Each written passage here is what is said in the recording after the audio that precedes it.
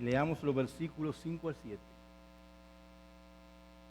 Son varios mensajes que vamos a dar de este texto y se llaman tres tristes ejemplos en la historia del pueblo de Israel que deben servirnos de advertencia a nosotros.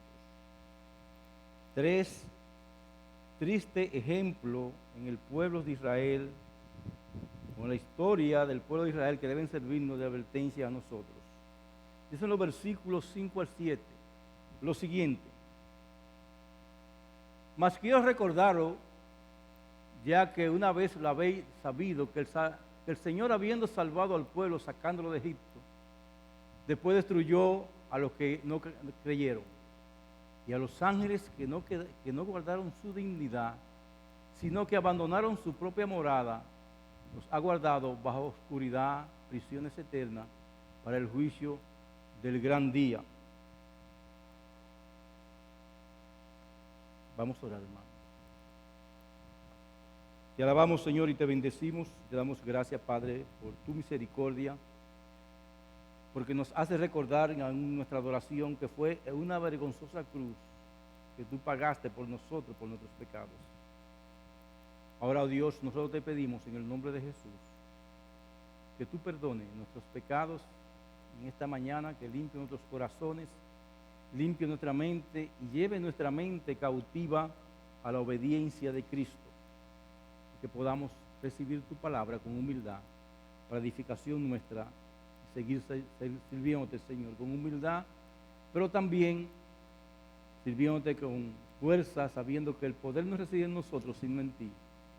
Que en estos tiempos difíciles la iglesia tiene que estar más firme, sirviéndote sin temor en un tiempo que crea temores. Gracias, Señor, porque estamos exponiendo tu palabra. Te damos las gracias en el nombre de Jesús. Amén. Referente a las naciones, hay una máxima que dice: los pueblos que se olvidan de su historia tienden a repetirla. Los pueblos que se olvidan de su historia tienden a repetirla. De una manera más amplia, hablando de la historia, Miguel de Cervantes Saavedra dice lo siguiente: es la historia madre de la verdad, emula el tiempo, depósito de las acciones, testigo de lo pasado, ejemplo y aviso de lo presente y advertencia de lo porvenir. Y aquí en este texto que terminamos de leer, Judas hace un recordatorio histórico de diferentes eventos donde Dios ha castigado a seres humanos y espirituales dentro de su pueblo debido a su apostasía o al abandono de la fe.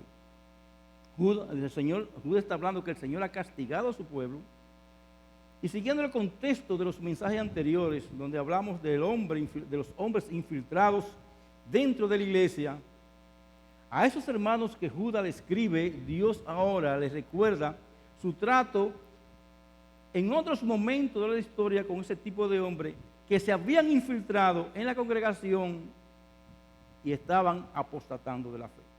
Hombres que se habían infiltrado y, como decía uno de los mensajes pasados, que hasta parecían muy buenos y buenos cristianos, que hasta hablaban mejor que muchos de los cristianos. Un hombre de Dios dice lo siguiente acerca de esto: no hay duda acerca de la actitud de Dios hacia estos apóstatas.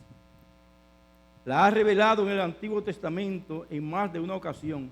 Judas quiere ahora recordar a sus lectores tres ejemplos: los israelitas incrédulos, los ángeles que pecaron y los habitantes de Sodoma y Gomorra. Y nos quiere recordar cómo castigó a cada uno de este grupo. Y otro hombre de Dios dice lo siguiente: de la manera en que Dios juzgó a los que se apartaron a través de la historia bíblica, así también juzgará el caso de los impíos invasores que se han infiltrado dentro de la iglesia en estos tiempos. Dios va a juzgar a esas personas. Muchas veces creemos que no, eso, déjalo así, que la cosa no.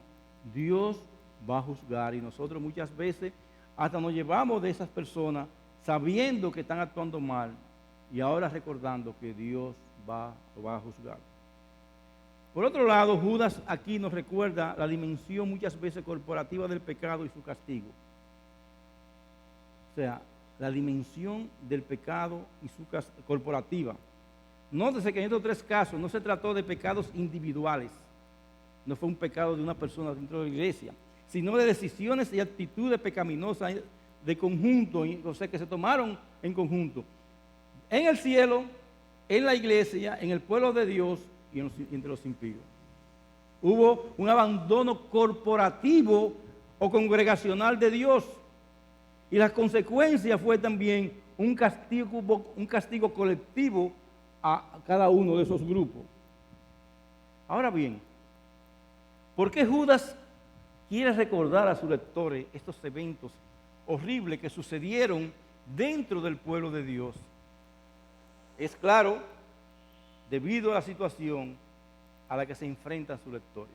En esos tiempos, eso mismo estaba ocurriendo dentro de la iglesia de los tiempos de Judas. Como hemos visto, Judas escribe a los cristianos en un momento en que la iglesia está siendo asaltada por falsas enseñanzas que incitan a las personas a la inmoralidad. Y eso lo veíamos en el mensaje pasado, en el versículo 4 que dice, porque algunos hombres han entrado encubiertamente. O sea, no entraron con un letrero que dice, yo soy un perverso, yo soy un apóstata. No, entraron encubiertamente. Al estilo Jim Bond, entraron de una manera diferente.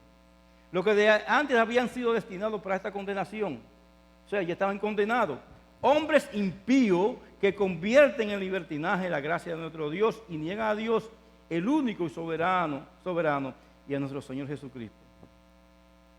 O sea, estas personas estaban dentro de la iglesia, que estaban engañando a la iglesia. Y hay personas en el día de hoy que están dentro de las iglesias y están engañando a la iglesia. Hay falsos maestros con ideas nuevas y atractivas que en realidad impulsan a la gente a apartarse del evangelio bíblico.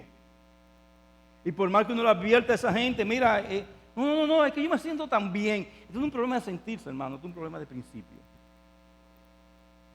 Es verdad que Cristo nos ofrece una nueva vida que incluye tanto el perdón de pecados como el llamamiento a una vida santa.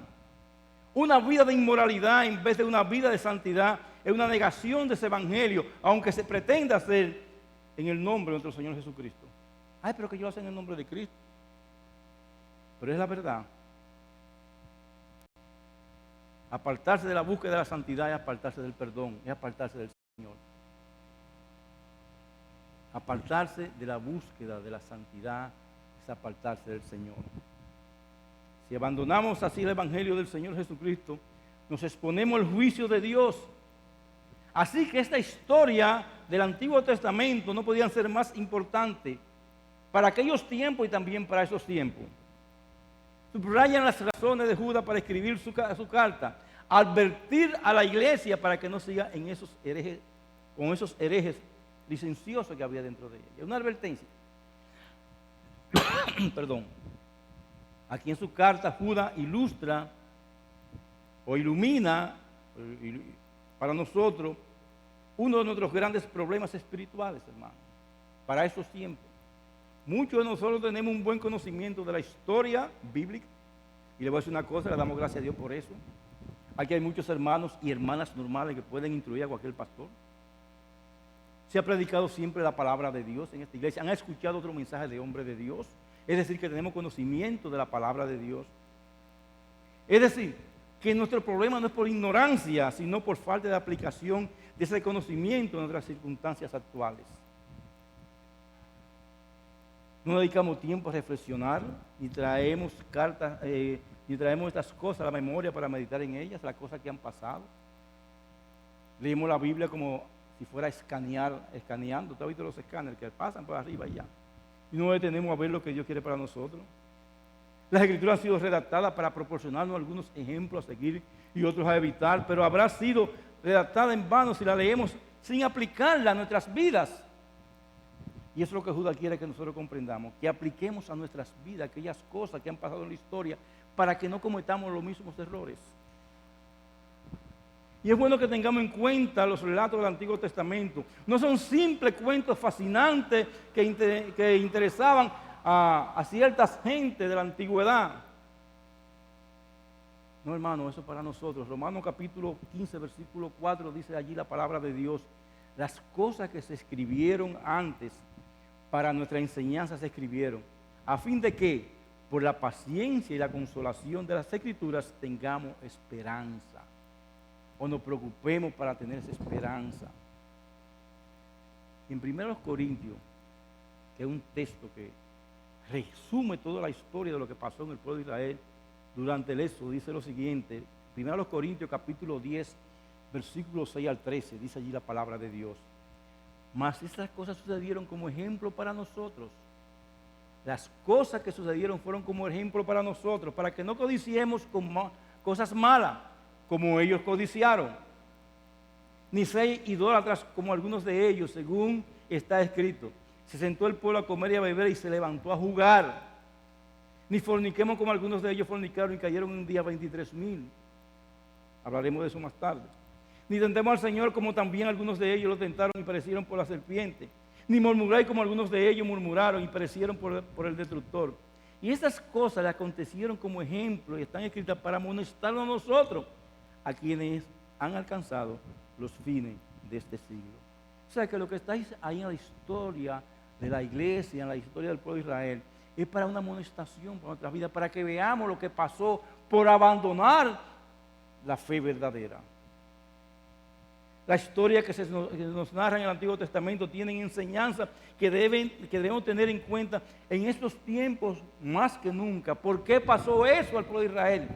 ¿Y por qué no puede pasar a nosotros algo similar? Y a continuación se nos dan 3 ejemplos del juicio que vino a personas con ese comportamiento en el Antiguo Testamento. Y hoy veremos solamente el primer juicio, el juicio de Dios a los que no creyeron. Voy a leer 3 versiones. Judas, versículo 5, Reina Valera dice: mas quiero recordaros, ya que una vez lo habéis sabido, que el Señor, habiendo salvado al pueblo sacándolo de Egipto, después destruyó a los que no creyeron. Dios habla hoy y dice: aunque ustedes ya lo saben, quiero recordarles que el Señor, después que sacó de Egipto al pueblo de Israel, destruyó a todos los que no creyeron. Dese cuenta que la última frase no se cambia nunca.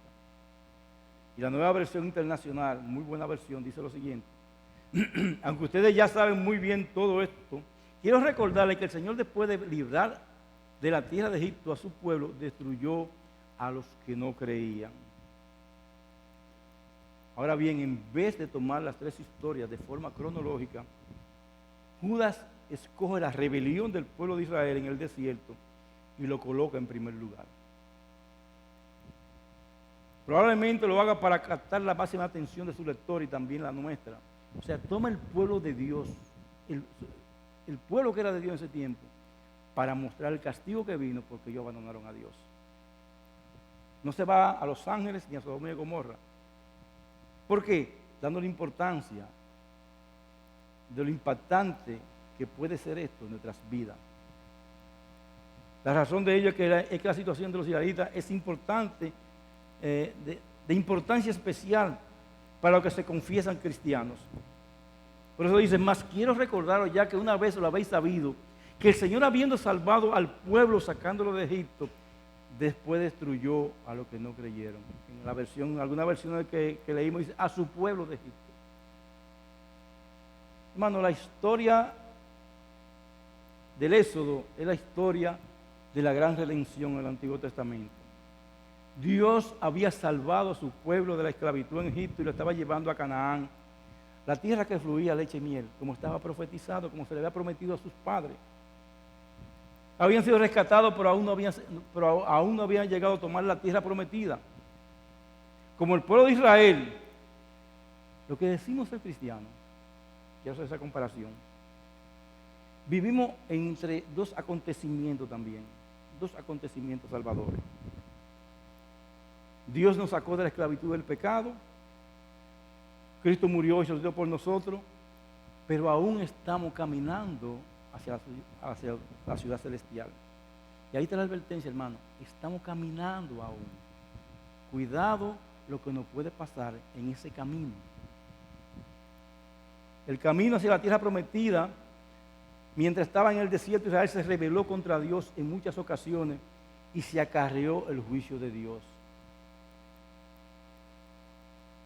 Aquellos que habían sido inicialmente rescatados de la esclavitud nunca llegaron a la tierra prometida. Desconocemos la ocasión exacta de la rebelión a la que Judá está haciendo referencia. Hubo varios momentos, como lo vimos en 1 Corintios, un momento en que los hijos de Israel se rebelaron y que podrían haber estado en la mente de Judas cuando escribió esto. Menciona concretamente la incredulidad y muchos comentaristas adoptan la postura de que se refiere a lo que no creyeron en la frontera de la tierra prometida, lo que se relata en el capítulo 13 de Números y el capítulo 14 que leyó el pastor Vázquez.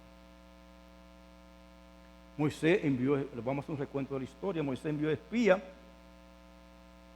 que volvieron con las noticias de que aunque la tierra fluía leche y miel y era bella, sin embargo los que vivían allí eran fuertes y sus ciudades estaban bien defendidas. La mayoría de los espías llegaron a la conclusión de que sería demasiado complicado para el pueblo de Dios entrar y tomar posesión de esa tierra. Se olvidaron de la promesa de Dios. Se olvidaron de los milagros que Dios había hecho hasta ese momento. Y cuando llegaron 40 días después del Mar Rojo a la tierra prometida, se asustaron. Dios había prometido que le iba a entregar esa tierra. De todos sus espías, solamente Josué y Caleb dijeron que con la ayuda de Dios, los israelitas conquistarían Canaán. Y eso nos pasa muchas veces a nosotros, hermanos, que creemos que con nuestra fuerza que estamos haciendo la cosa. No, es con la ayuda de Dios. No somos nosotros, solamente somos un instrumento y debemos confiar en ese Dios que nos ha enviado a trabajar para su gloria. Pero abrumado por los informes de la mayoría pesimista, el pueblo no creyó en la promesa de Dios y se rebeló. Y a veces Dios nos hace promesas y nosotros la vemos en nuestras manos, pero comenzamos a analizar y creemos que no se puede hacer porque entonces vienen los problemas. Hermanos, si Dios nos mandó, nos va a acompañar. Su incredulidad hizo caer sobre ellos el juicio de Dios, quien condenó a esa generación a no entrar en la tierra prometida y a caminar por el desierto 40 años hasta que creciera una nueva generación que tuviera más fe. Ahora bien, Dios no destruyó a todos los israelitas sin excepción, sino a los que no creyeron. Y en esto Judá coincide con el resto de las Escrituras. Por ejemplo, en Hebreos capítulo 3, versículo 16 al 19, Hebreos 3, 16 al 19, hablando de este evento, dice lo siguiente: ¿quiénes fueron los que, habiendo oído, le provocaron? ¿No fueron todos los que salieron de Egipto por mano de Moisés? ¿Y con quiénes estuvo el disgustado por 40 años? ¿No fue con los que pecaron, cuyo cuerpo cayeron en el desierto? ¿Y a quienes juró que no entrarían en su reposo? Sino a aquellos que desobedecieron, y vemos que no podían entrar a causa de la incredulidad. Cuando no hay fe, hermano, hay pecado. No creyeron a las promesas de Dios. Hermano, muchas veces nos pasa a nosotros. Y yo me pregunto, en medio de las circunstancias difíciles que ha vivido el mundo en estos tiempos, ¿cómo no creer en Dios viendo tanto bien que Dios nos ha hecho a nosotros en medio de estas circunstancias que estamos viviendo? ¿Por qué dudamos de Dios? Los israelitas no fueron excluidos de la tierra prometida por cualquier clase de pecado o rebelión, sino por su incredulidad con respecto a las promesas de Dios. Y cuando somos, hermanos, nos olvidamos y dudamos de la promesa de Dios, no avanzamos, fracasamos. Una lectura somera de la historia del Éxodo podría dar la impresión de que los israelitas fueron castigados por toda una diversidad de causas. La murmuración, y es verdad, la rebeldía, la fornicación, pero en realidad todas estas situaciones de pecado tenían en común una cosa fundamental: la incredulidad con respecto a lo que Dios había dicho y había prometido. Y muchas veces nosotros dejamos de confiar en Dios. ¿Cuántos milagros nosotros hemos visto en estos tiempos, en medio aún de nuestra iglesia? ¿Cómo Dios ha levantado? ¿Cuántos de nosotros han pasado por el coronavirus y estamos aquí de frente haciendo la obra de Dios, hermano? y hay temores que nos apartan del Señor. Y a veces nos excedemos en ese temor, olvidando que Dios tendrá protección de nosotros, sin nosotros caer en abuso, ni en rebeldía, ni mucho menos hacer las cosas de una manera que no esté ordenada aún por las leyes. Pero muchas veces dejamos de confiar en Dios en estas situaciones.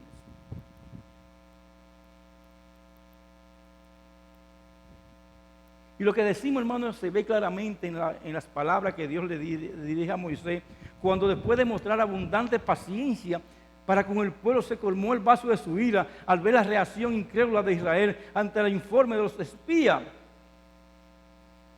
Dios a veces, hermano, dice, hasta aquí yo lo he ayudado tanto, he hecho tanto por ellos, pero está bueno ya. Volvamos a Éxodo capítulo 14, versículo 11, y después versículo 21 al 23, dice allí: y Jehová dijo a Moisés, ¿hasta cuándo me da incitar a este pueblo? ¿Hasta cuándo no me quedarán con todas las señales que he hecho en medio de ellos? Tan ciertamente como vivo yo y mi gloria llena toda la tierra, ninguno de los que vieron mi gloria y las señales que he hecho en Egipto y en el desierto, los que han tentado ya 10 veces y no han oído mi voz, verá la tierra que juré dar a sus padres. No, ninguno de los que me han irritado la verá. Y ese es el Dios de gracia mismo de hoy, pero también el Dios de juicio, hermano. Y aunque es cierto que muchas veces la incredulidad de Israel fue manifestada por medio de otros pecados y rebeliones, esto sin no excluir a nadie de la tierra prometida, lo único que excluía a alguien era la incredulidad. Y esto es un aviso para nosotros, como dice Hebreos capítulo 3, versículo 19. No pudieron entrar a causa de la incredulidad. Y muchas veces nosotros, hermanos, no disfrutamos de las bendiciones de Dios por la incredulidad que hay en nuestras vidas. Debemos creer en Dios, no importa lo improbables que desde el punto de vista humano pueda parecer sus promesas. Eso es tan difícil para Dios, dice la Biblia, no hay nada imposible. ¿O no leemos muchas veces ese texto? En el contexto de la epístola de Judas, quizás podríamos decir que no creer en el cielo prometido por Dios nos deja más frágil ante la tentación de la promesa de los placeres transitorios que ofrece el pecado en este mundo. Y por eso nosotros nos arrojamos a los brazos del mundo. Porque es lo que vemos que nos interesa. Hermano, y qué triste, hermano. Cuando nosotros vemos improbable que se cumplan las promesas de Dios en nosotros. Sin embargo, quizá el incidente de la incredulidad en la frontera, en la tierra prometida, que se relata en números 13 y 14, no fuera lo que Judas tenía en mente al escribir aquellos versículos, porque hay muchas cosas más. Más bien, hermano, la incredulidad es la raíz de toda desobediencia. Y con el trasfondo del versículo 4 y su referencia a la inmoralidad, puede que en lo que Judas estuviera pensando principalmente fuera en las ocasiones en que los hijos de Israel habían caído en pecados sexuales. Es una posibilidad de lo que Judas escribe. La primera gran rebelión fue la adoración del becerro de oro que tuvo lugar cuando Moisés por primera vez fue al monte Sinaí para recibir los 10 mandamientos. La ausencia de Moisés durante tanto tiempo ocasionó que olvidaran lo que Dios había hecho por ellos por medio de Moisés. La ausencia de usted en estos cultos, hermano, que no sea un óbice para que se olvide de Dios.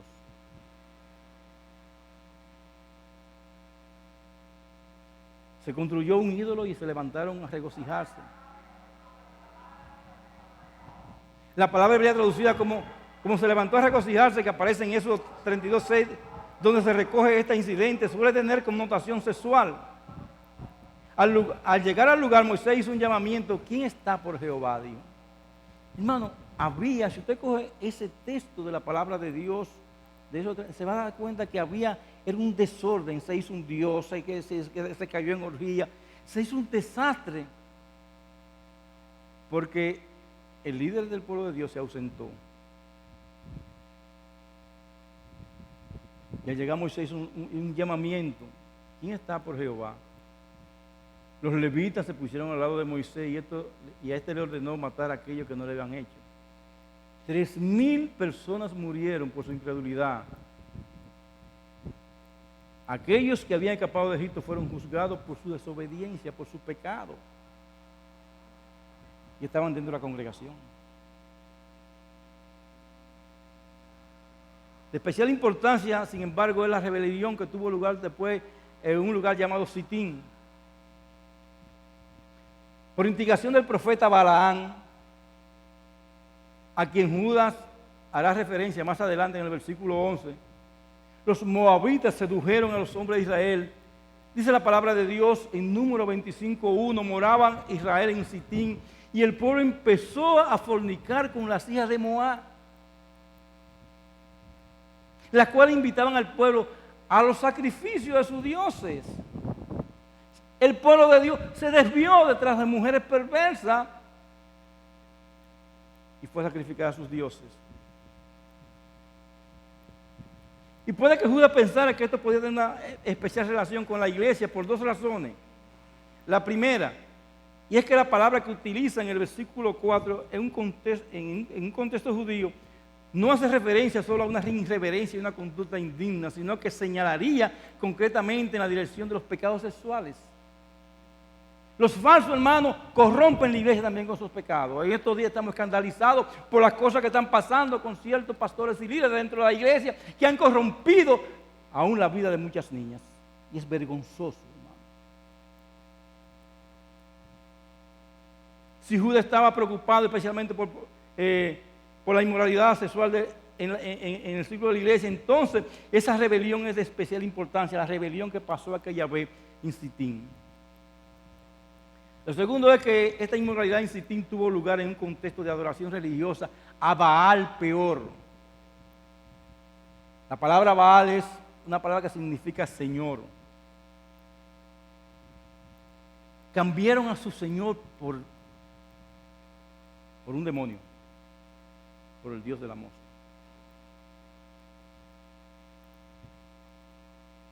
Y a veces, hermano, puede pasar que en el nombre del Señor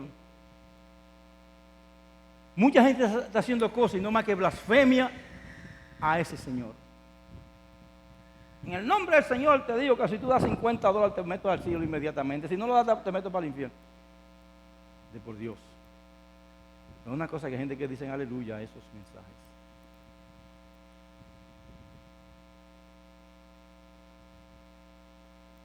La respuesta de Dios a esta rebelión de su pueblo fue enviarle una plaga contra Israel, que solo paró cuando aquellos que se habían entregado a esos placeres y esa adoración inmoral murieron.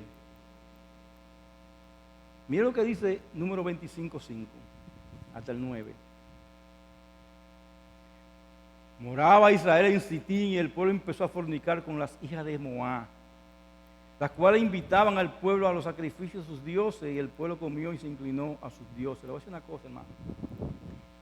Las mujeres de Moab vestían como visten mujeres en estos tiempos para conquistar a los hombres.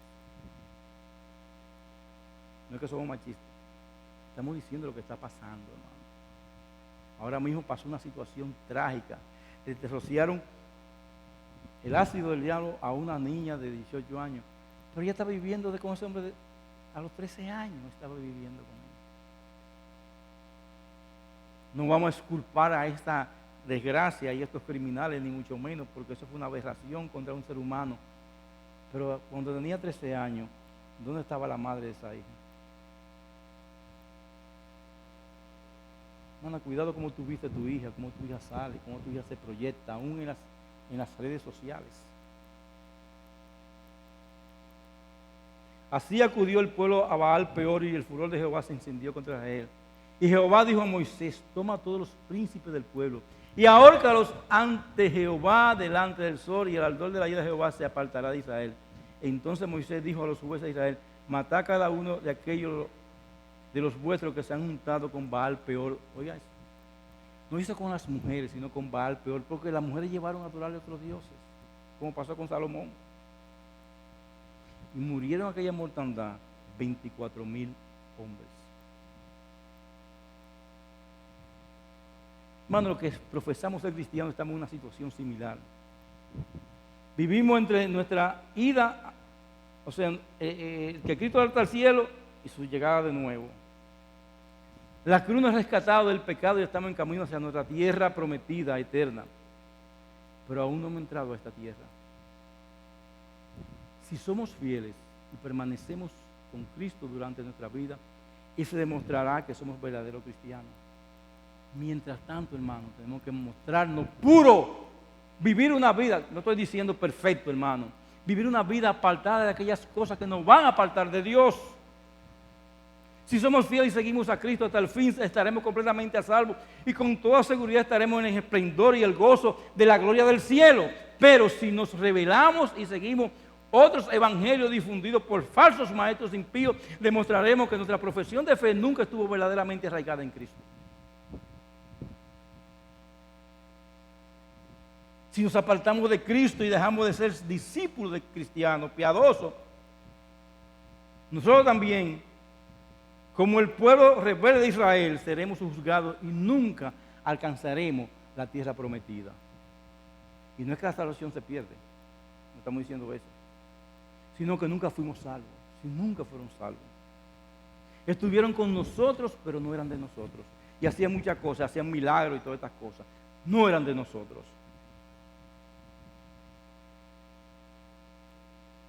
Quiero pasar a la conclusión, hermano, de este mensaje. Ahora bien, antes de tirarles piedras a aquellos israelitas de antaño, debemos considerar nuestra propia condición en estos tiempos, nosotros. Por un lado tenemos la promesa de la palabra de Dios, por otro lado la ideología incrédula y las prácticas inmorales del mundo que se está infiltrando dentro de la iglesia. ¿A quién creeremos?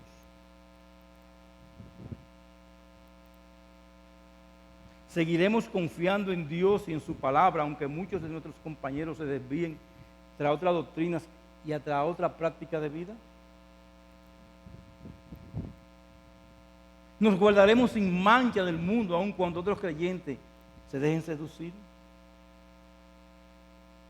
Hermanos, nosotros con tristeza podemos enumerar cómo muchos se han apartado de la iglesia. Y no porque se han apartado de la iglesia, sino de otras iglesias que se han ido. Yo me pregunto, hermano, ¿dónde están?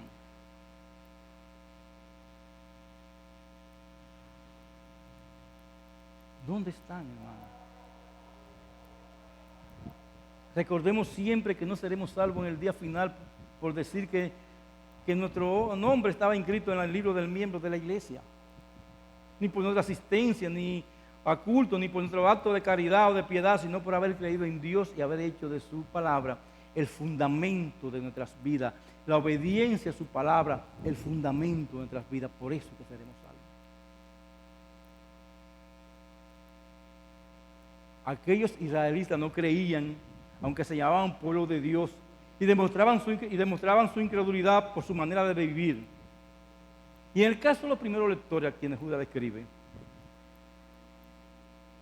¿cómo estaban ellos? Se estaban desviando. Y en nuestro caso, hermano, nuestro estilo de vida es la demostración fehaciente de nuestra confianza en Dios. Una evidencia de que aún diciendo que somos creyentes, en realidad vivimos como los incrédulos. ¿Cómo vivimos nosotros, hermano? Por cualquier cosa nos incomodamos con el Señor. Con cualquier cosa dejamos de venir a la iglesia. Por cualquier cosa dejamos de orar.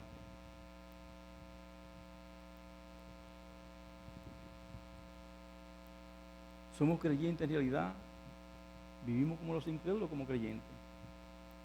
Y en cuanto a las enseñanzas erróneas de los falsos maestros, tanto los de aquel entonces como los de ahora, sus errores de ignorancia reflejan un rechazo por incredulidad de la revelación de Dios. Eso es falso.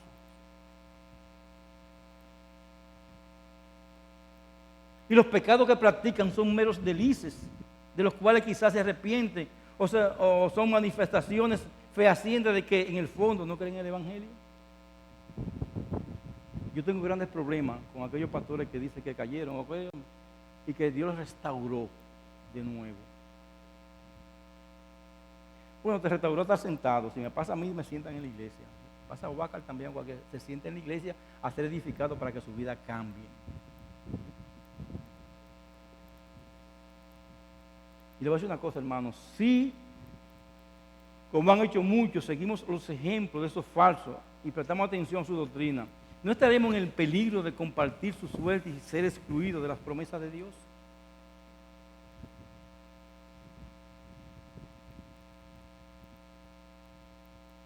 Nos encontramos nosotros, como ellos, en el peligro de sucumbir ante la incredulidad.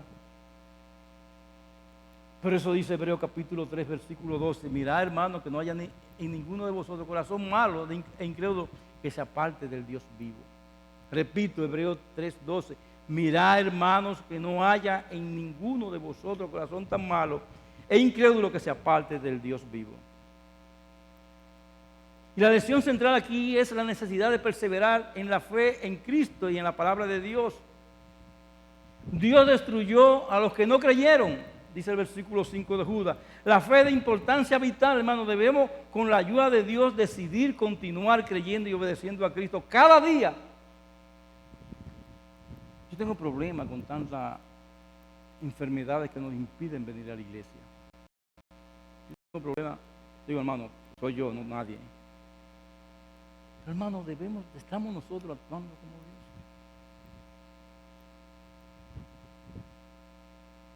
Debemos pensar en lo que se supone que es la práctica de vida de un creyente. Hermano, vivimos en una sociedad que está saturada de ateísmo y perversión sexual. La prensa, el internet, la televisión y otros medios de comunicación están dominando nuestras ideas. Están cambiando nuestra mente. El estilo de vida que prevalece en estos tiempos es un estilo de vida materialista, aún dentro de la iglesia y aún, hermano, y más en el mundo.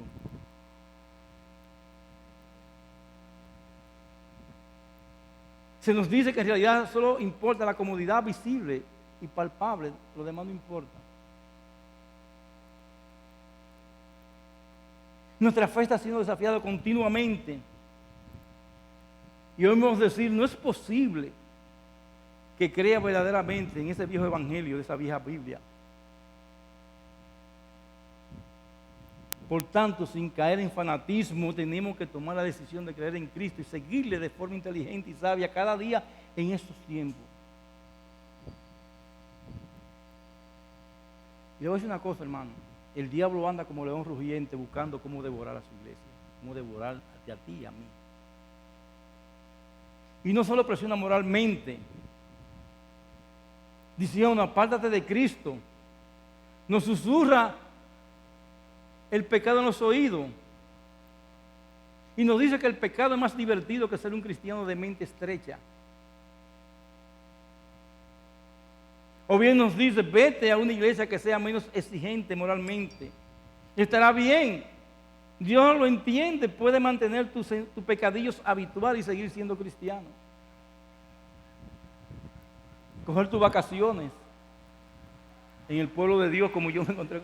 ¿Y qué tal? No, yo tengo una vacación en el Señor. Pues una vacación es para descansar, no, una vacación es para pecar. Eso no existe.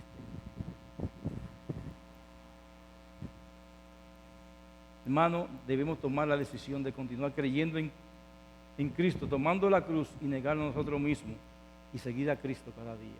Esa es la decisión de este tiempo. Pero mira cómo el diablo, cuando caemos en pecado, también debemos continuar creyendo, hermano. ¿Por qué? Cuando nos tambaleamos tratando de seguir a Cristo, el diablo viene de nuevo a nosotros, pero con una historia diferente.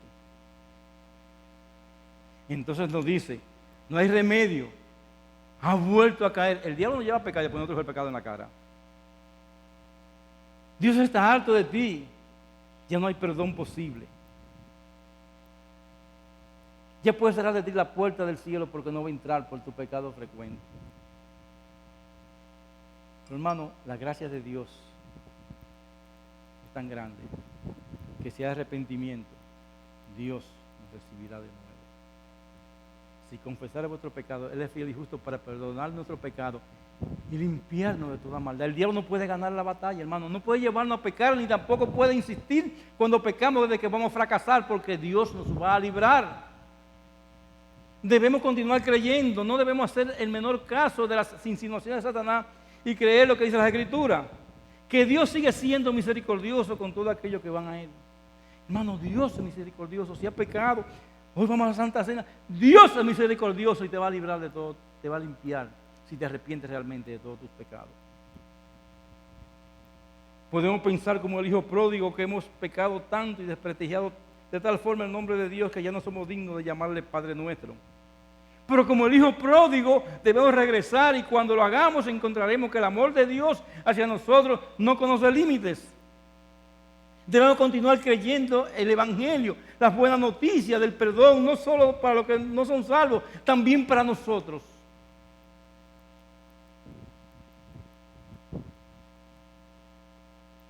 Recuerda el Salmo 73, en cuanto a mí casi se valaron mis pasos. Estuve a descarriar, pero volví al Señor. Y entrando en su santuario, el Señor me recibió de nuevo. Oh, gloria a Dios. Señor, estuve escuchando a aquellos falsos y creía que esa era la buena doctrina. Me estuvieron a hacer descarriar, pero volví de nuevo a tu camino, Señor. Y estoy delante de ti arrepentido de mis pecados, de incredulidad, de falta de fe y de una vida inmoral que no glorifica tu nombre. Perdóname, Señor.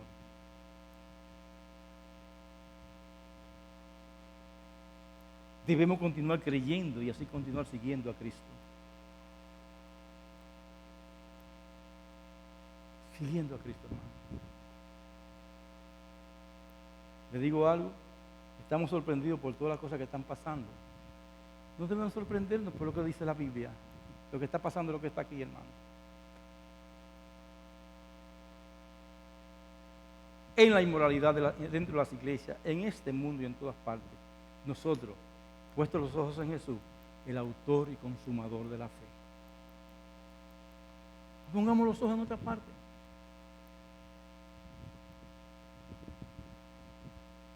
Y a ti que nos visita o que nos está viendo quizá por una vía de la que se proyectan estos mensajes por internet y no tiene a Cristo, porque te ha desviado o porque nunca ha creído en Cristo, te voy a decir algo. En Cristo hay perdón de pecado y tiempo de refrigerio para tu vida. Él nos va a llevar a tierras deleitosas si seguimos sus pisadas. Pero tiene que haber arrepentimiento de tus pecados. Por eso te decimos, ven a Cristo hoy y Él perdonará todos tus pecados. Pastor, es que yo creía en esa forma, no importa cómo tú creías. Crea al Señor Jesucristo y serás salvo. Y puede añadirse promesa que puede ser salvo tú y muchos de tu casa también. Así que, hermano, pensemos en estas cosas. Que nada nos desvíe, nada ni nadie nos desvíe del camino del Señor. Nada ni nadie. Ni por bonita que aparezca una doctrina por ahí en una iglesia. No, hermano, esto no es un asunto bonito. Esto es un asunto de seguir a Cristo e ir a su cruz, y tomar la cruz de Cristo y caminar con Él todos los días. Vamos a orar. Señor, te damos gracias por tus misericordias. Ellas son nuevas cada mañana y tú hablas a nuestros corazones para que nosotros, Señor, vivamos una vida como te agrada a ti. Perdona nuestros pecados si te hemos ofendido, Dios. Y derrama tus bendiciones en nosotros. Ayúdanos, oh Dios, a glorificar tu santo y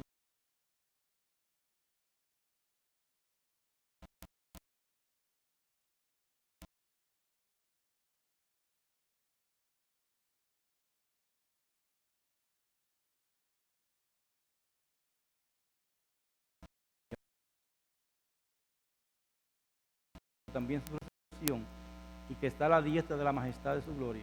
Te pedimos, oh Dios, que tu nombre sea glorificado. Te lo suplicamos en el nombre de Jesús.